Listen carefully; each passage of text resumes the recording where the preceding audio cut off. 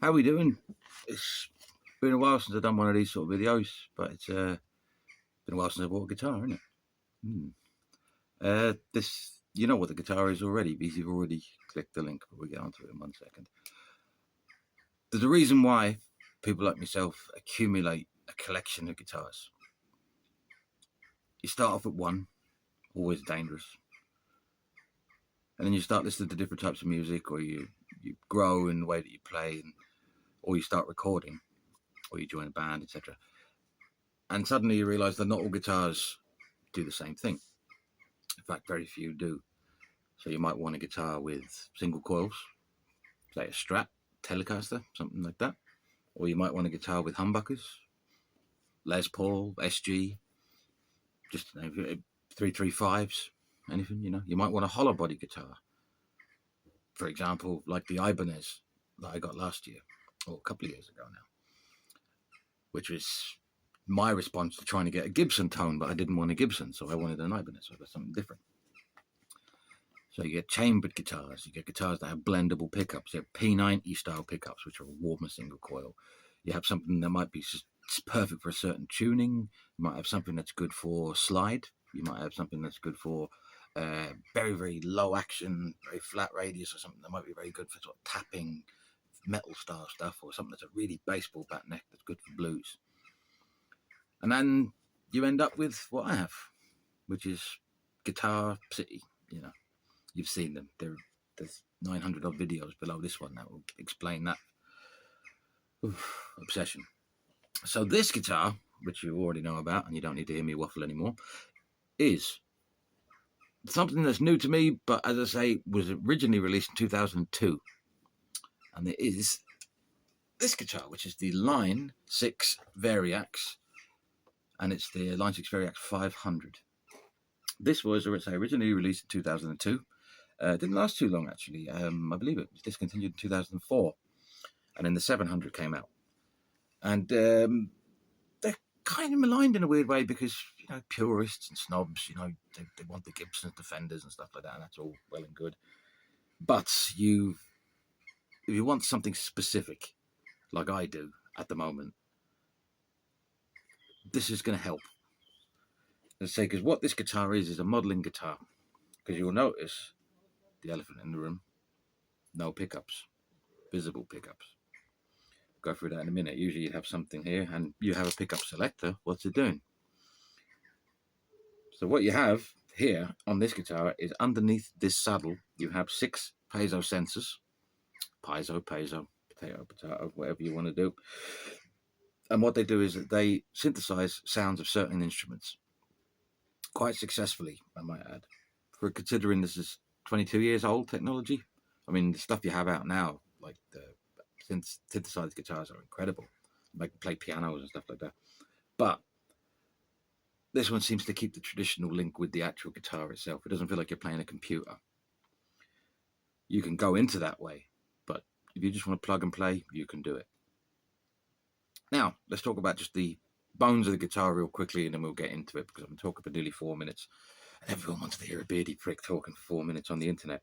Now, you have, as I say, a 5-way selector switch, rather Strat-like. Very, very nicely made, actually. You have a volume, which is quite substantial. And you have a tone, which is really, really nice. They've just got a little bit of resistance to them, so they have a bit of, you know, balls about them is the word. We'll get into this knob in a second. The body itself, I believe it seems to be older body. I have to go back and look at it a little bit better, but the build quality is very, very good. You can see it's actually made of 1, 2, 3, 4 parts, so you can tell it's mass produced. I believe this one was made in Korea. Correct me if I'm wrong. Korea, yeah.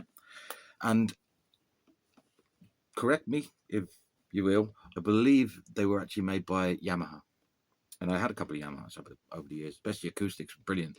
But they built, I think, like the Pacificas, they were sort of inexpensive Strat range. And some of them Strats go, boom, really, really well made. Like, you know, as good as Ibanez as far as I'm concerned, some of them higher end ones.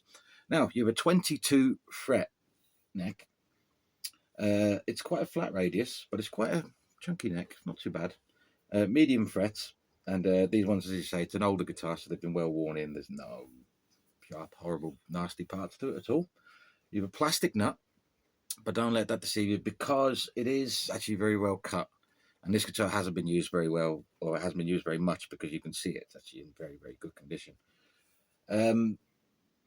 Little bit of graphite needed, always good. Dry lubricant, always a good tip for these sort of things. The machine heads are sort of an inline, or sort of a, I should say more like a Paul Reed Smith affair, the way that the headstock and the machine heads are aligned. They go pretty flat over the nut, which is good. They're okay, need a little bit of tightening, and one of them needed a tiny bit of work because this guitar had been sitting for a little while anyway. Coming back down here is a nice sort of imitation tortoiseshell guard, which is fetching. Goes very well with that red black sunburst, doesn't it? Back's even nicer, look at that. But what's on the back? That is the gubbins. That's where it all goes wrong for a lot of snobs. They can't get their head around this. I can show you how good quality and well this was stored. It still has the original stickers on it. So you've got the idiot-proof diagrams come from line 6. Apparently it was inspected by someone called J.K. Lee. Hello, J.K. Lee.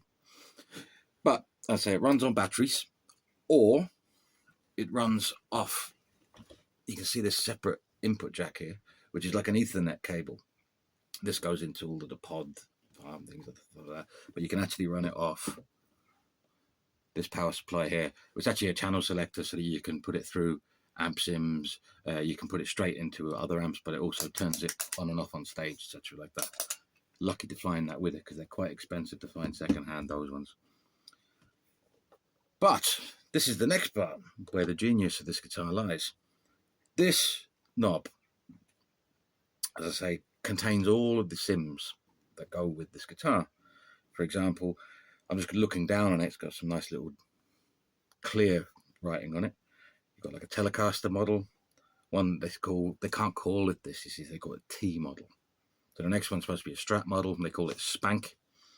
Really good Strat model. I'm going to play all these in a minute, don't worry, there will be noise in this video. The one after that is called Lester. Can we guess? Les Paul. The next one is called Special, which is like a P90, but it's about 3 different versions of like Les Paul specials over the years. You get 60s, 50s, 70s style, and that works really well. You've got one called Rockabilly, which has got Dane Electro style sounds. It's also got Rickenbacker style sounds, and it's got Gretsch style sounds. Sort of hollow body, big, drony sounds. Works really well with a ton of reverb. I've got a bit of reverb going at the moment, so you'll hear it. There's one called Chime, which is all different Rickenbackers and Dane Electros. Very, very nice. It's a nice electric 12 string in here. If you want to sound like the Birds, there it is. Then we have a Semi. Stop. This guitar, if you just select them, which we'll go into in a minute, it could start off as, say, a Casino Epiphone. It can go into the middle, and it could be like a 335, or it can be like something like a 175, more Gibson orientated semi-acoustics or semi-electrics. Then we have the jazz boxes, which are great. These are big sound. You know, the guitars are about that thick. If you want to have your, you know, the George Benson moment, or even better, if you turn the treble up, you could sound like you're playing along with Elvis, you know, Scotty Moore or something like that. Then the next one is all acoustics. These are actually simulated from old Martins guilds, and so there's 2 Martins, 1 guild, and there's 2 Gibsons, and there's a 12 string in there somewhere. I forget which one the 12 string is. I think it's the Gibson, second Gibson, but they're big. They're big, and I'll show you them in a second. And the next one is the one that you play with more than anything else. It's a reso, as they call it, and it's all resonators. So you've got banjos, you have sitars, and to be precise, it's more like one of them choral electric sitars, which is cool. Really, really good sound actually out of it. Bit of distortion through it in a while. I have great fun with it. George Harrison, hell out of everything. There's a sort of dobro resonator first, and the last one is like a metal national, that's the best one out of all of them in the end. And there's a Gibson banjo, sort of banjo mandolin type thing. Very cool. And then there are custom ones, which you can do. I'm not going to do that on here because I haven't got the Ethernet cable here. I'm going to do that on another video. And but I have got custom ones already saved. Handy there, where you can switch between electric, semi-acoustic, 12 string in one song just by moving this switch. So you've listened for 10 minutes, you lucky people. This is where we make some noise. Now, I have this running, so excuse the giant cans. Stop. Also, excuse the sleeveless shirt. It's actually roasting here in Dublin at the moment, so it's a rare occasion where it's too warm. So what we're going to do now is we're going to go through individual sounds. So this is starting with the telly style, say bridge, and then it's even got all of the dead tones that you would normally expect from old tellies as well. So I'm going to keep clean for a while.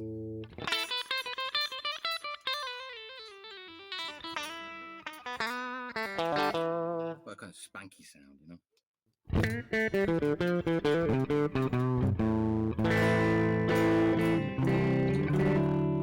Quite warm. In middle position between the two pickups.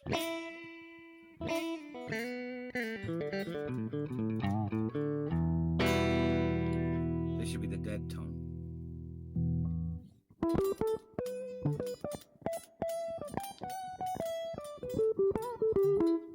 And then the neck pickup.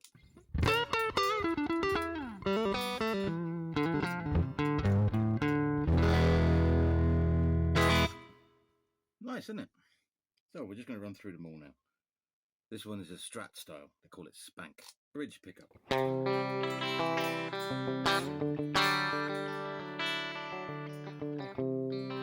All clean, by the way. No effects.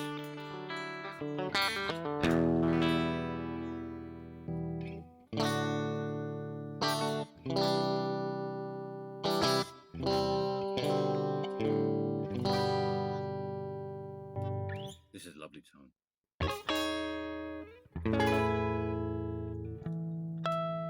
Cool, isn't it?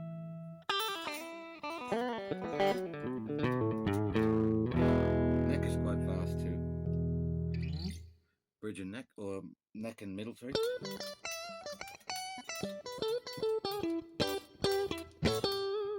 Bridge. Neck.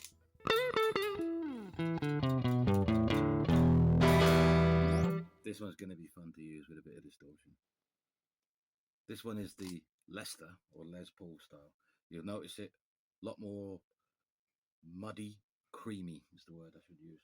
Bit of natural distortion.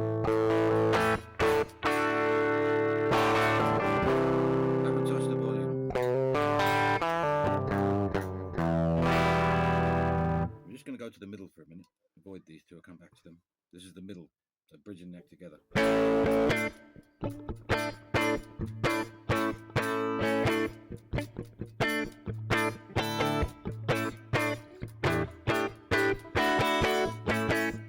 We got your stones on. And this is the nice creamy neck pickup.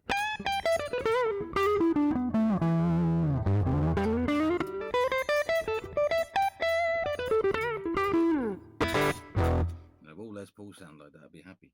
Now, what do you do with a 5-way selector with a Les Paul? These actually give you an out of phase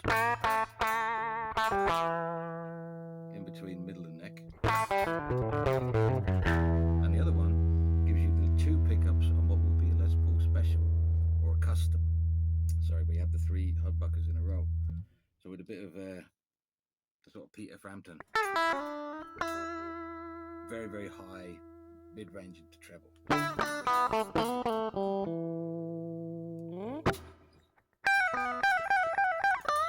Put a bit of distortion chorus, you know where you're going with that one. Frampton comes alive.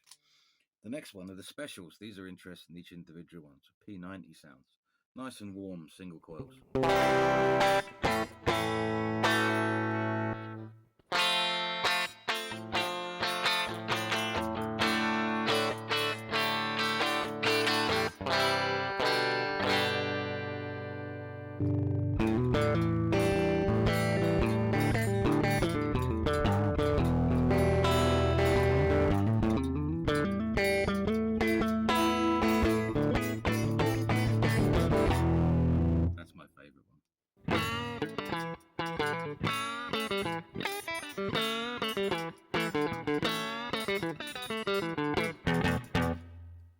This one's nice and snappy.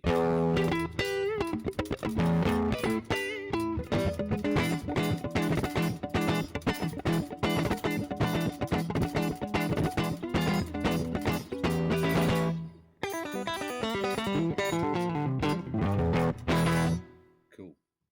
This one's called the rockabilly, so this is all your Guilds and your Gretches, sort of big body guitars. So we got the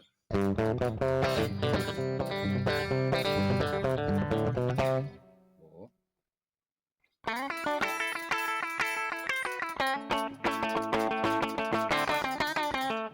chuck it up.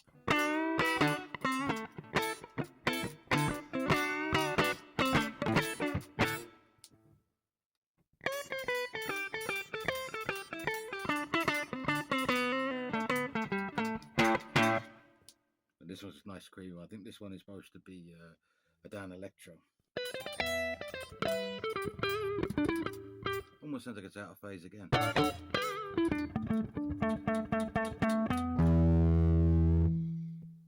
Now these are the chimes. These are all your Rickenbackers. There's a couple of electric 12 strings in here, semi-hollow bodies as well.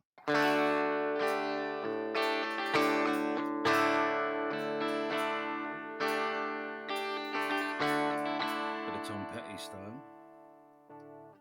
Here's a 12. Very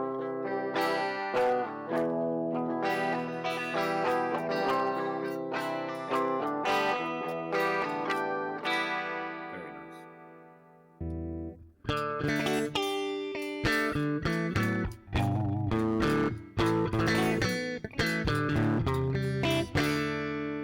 That one's really snappy. It's very nice. Big amp though, sound good through. This is a 12 string, slightly higher, so like a Nashville tuning style thing.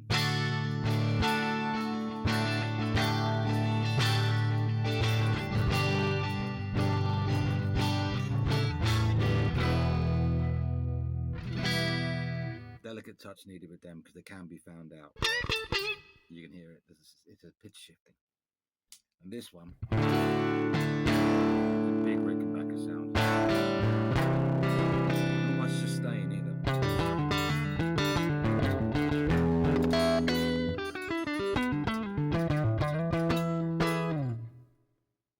The next one's a semi-acoustics or semi-electric acoustics, so you've got things like Gibson style.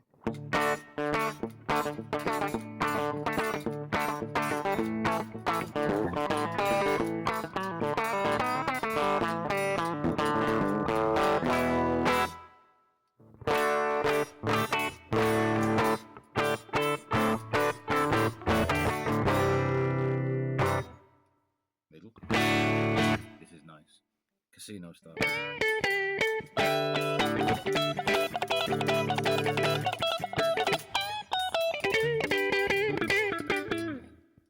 This is your next one. 335.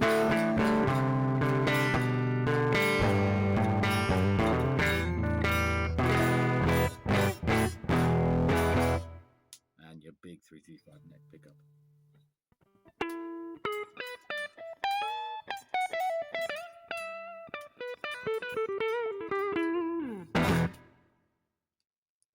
So the next one's your jazz boxes, your big hollow bodies. Big sound.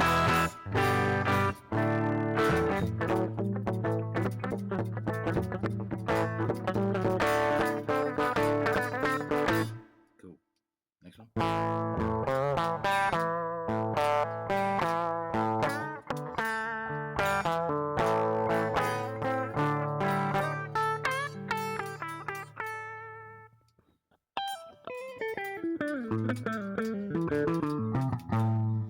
Turn the tone down.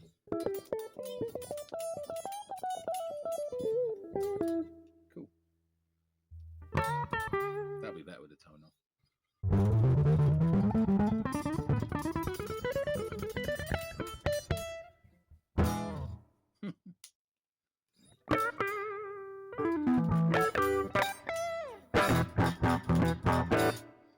Big snappy sound again. Now the next one's are the acoustics. This is what I really wanted the guitar for, because miking up an acoustic, which is a little bit of a hassle. Starts off with a, I believe this is a Martin.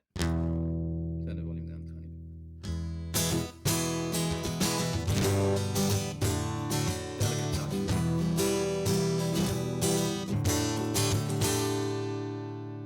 Next one is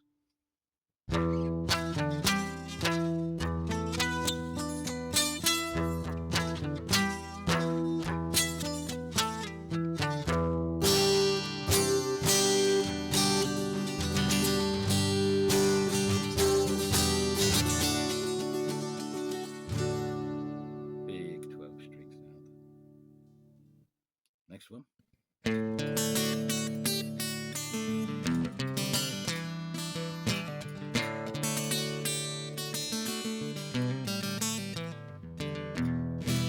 a Guild, I believe. These are the Gibson tones. 12-string Gibson, yeah. Turn down a wee bit.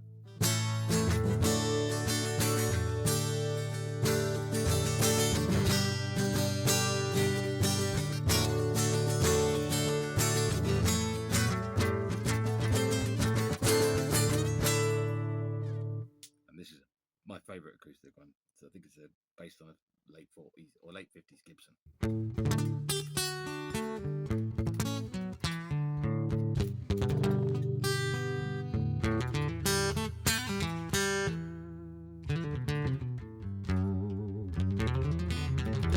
Even behaves like an acoustic in a weird way. Here's the fun part now. The Resonators. What do you think this sounds like? It's a dobro style. Wooden resonator with a metal box.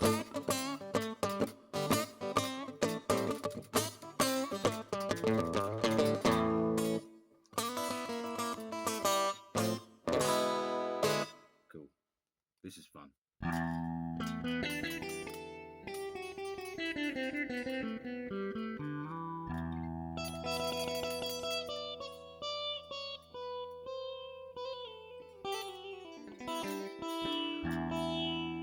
That's the choral sitar. A lot of fun with that one. This one.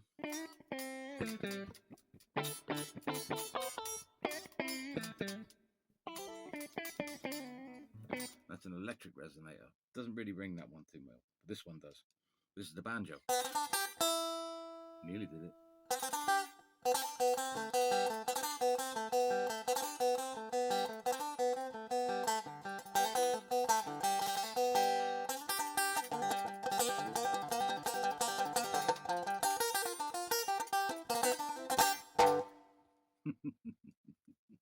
Fun. And this is my favourite one. It's a national style. So you're looking at late 40s, and it's a metal resonator. It's a bigger sound. I'll down tune it for this one.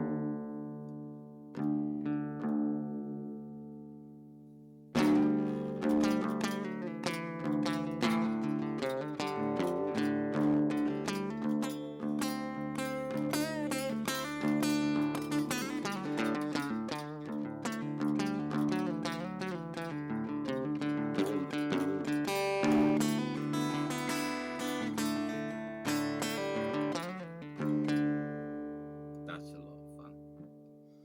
So that's all of the sounds, really.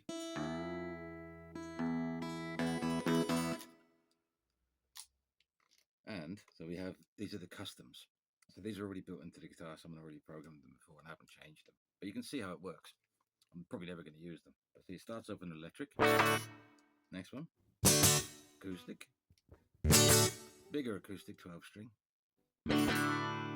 Sitar. Love that. And then there's a resonator on top of that. All you got to do is just switch between them seamlessly. The next custom one, it's a good idea actually. Telecaster style. Another Telecaster style. That's the Dane Electro.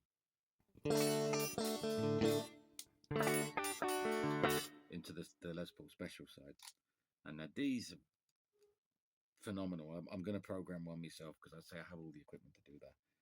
As I say, the batteries will die on you. You need to be careful. Stereo lead needed. I haven't got that using at the moment. And this power supply will be the bones of this. But there's one thing you can also do using the Line 6 software is that you can actually detune the guitar. Whereas you can just set a custom as just being detuned. So you could just all of a sudden be drop D or in open G, something like that. And when you do that, you realize this was 2002. They should be making these guitars perfect now, you know, but there you go. If you want to hear the dirt in the, well, it sounds like with a bit of dirt through an amp and through some various effects, stick around. That's going to come next. And all I can say is, watch me multiply into 8 different people and enjoy this next track, because I did promise you some noise. 3, 2, 1, go.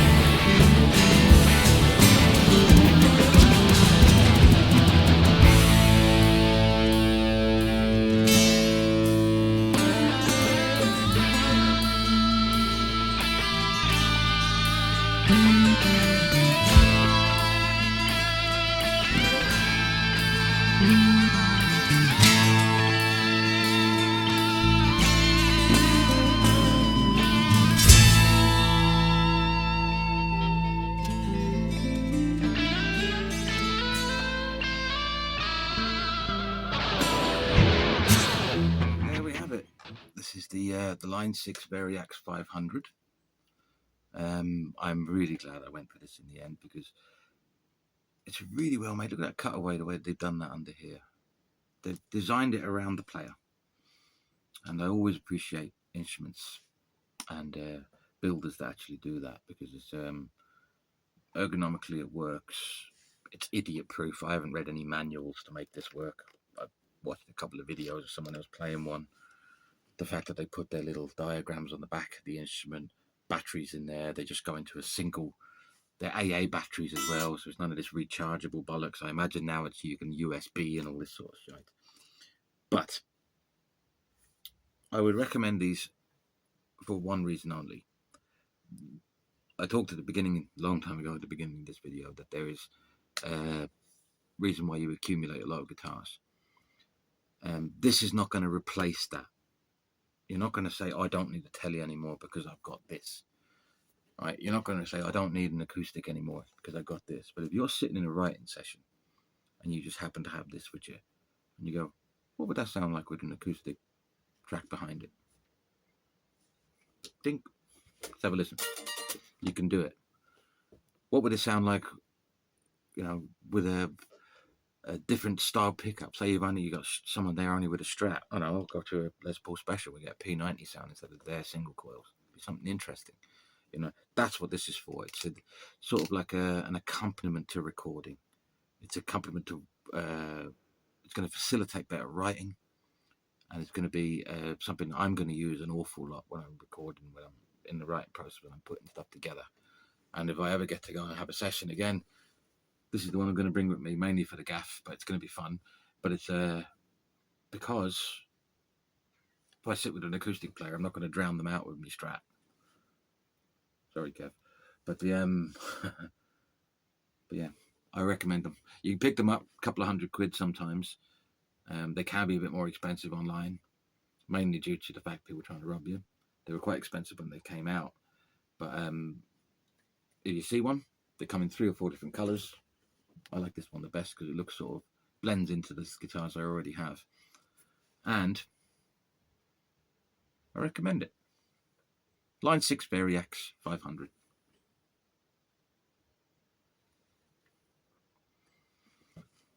Hope you enjoyed this video. I'll see you again soon.